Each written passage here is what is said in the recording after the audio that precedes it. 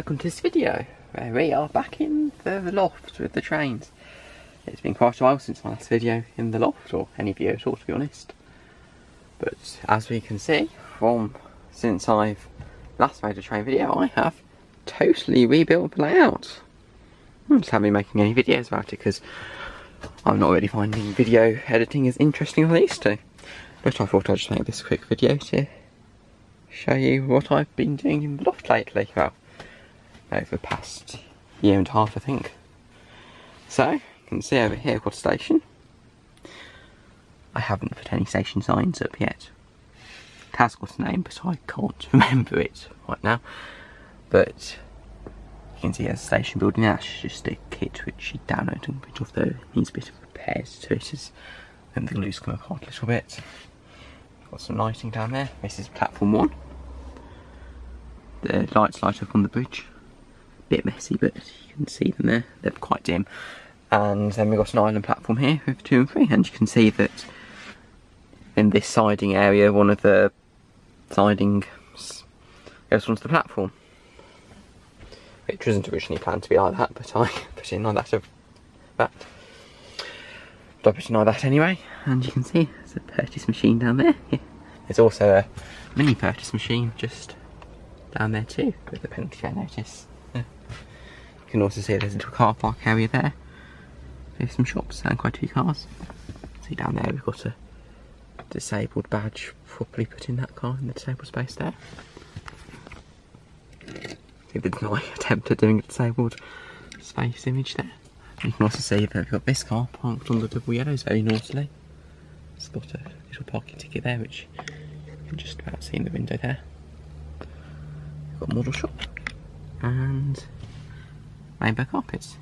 The AA van isn't meant to be there. There was a little accident here about a week ago where a pendulino might have sort of derailed and gone into the barriers, knocking down this fence and a gate there which I haven't got around to repairing yet. But get around to repairing that soon. Anyway, train wise, my pendulino is now at 9 coaches. Previously it was 6.